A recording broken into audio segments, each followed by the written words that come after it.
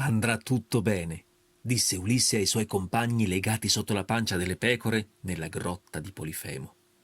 Andrà tutto bene, disse il soldato nascosto nella trincea. Andrà tutto bene, disse Pinocchio a Geppetto nella pancia del pesce cane. Andrà tutto bene, ticchettavano le lancette degli orologi.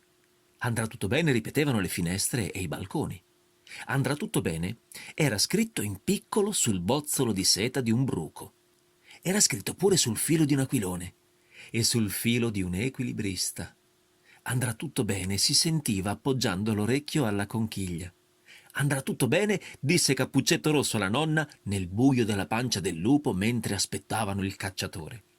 Andrà tutto bene, sussurrava il silenzio nelle strade. Andrà tutto bene, dicevano sbadigliando ogni gemma, ogni germoglio, ogni minuscolo fiore nato dopo l'inverno. Andrà tutto bene, diceva la primavera con il suo linguaggio speciale. Andrà era rosso, tutto era giallo, bene era blu. In ogni angolo di mondo queste parole risuonavano come delicati colpi di pennello. Andrà tutto bene era la formula magica che usò il gran consiglio dei maghi per sconfiggere un potente maleficio, disse la nonna al suo nipotino. Un maleficio che poteva bloccare le persone. Come palla avvelenata? Chiese il bambino. Quasi, disse la nonna, solo che la palla era microscopica.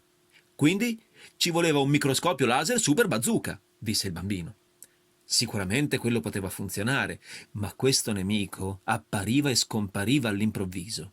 E in una sola notte si era portato via tutti i baci del mondo. Meglio, disse il bambino, a me i baci fanno proprio schifo. Pensa che si era portato via pure gli abbracci. Cavoli, disse il bambino, e passò in rassegna tutti i nemici terribili che conosceva. Il mostro di spinaci, il broccolosauro, il mostro soffianaso, l'atroce ragno della cantina. Ma nessuno era capace di rubare gli abbracci.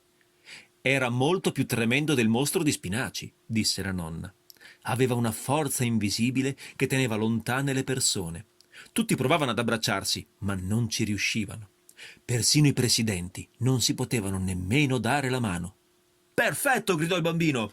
Io ho inventato un saluto segreto. Si fa così, nonna. Si salta con le braccia in alto e ci si dà un colpo con le chiappe. Nonna, che ne dici? Dico che è un bel saluto, ma c'era la forza invisibile.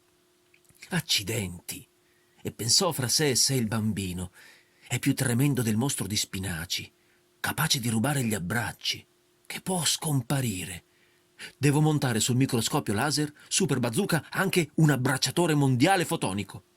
Quindi, continuò la nonna, tutti i maghi e le maghe del mondo si impegnarono giorno e notte finché non trovarono la formula magica.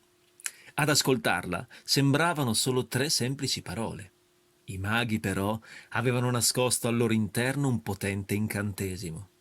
Una goccia di oceano, il calore degli abbracci di tutte le mamme del mondo, un granello di tempo purissimo e leggero, un sorriso di bambino, il rumore delle foglie mosse dal vento, il seme di un fiore, una scintilla di stella, passi di danza, il suono di risate e applausi, lo sguardo di un arciere, una piuma di colibrì, una carezza, la forza di tutte le formiche del mondo, un lappillo di vulcano, il sudore e le lacrime di un maratoneta, una promessa e un segreto sussurrati piano piano.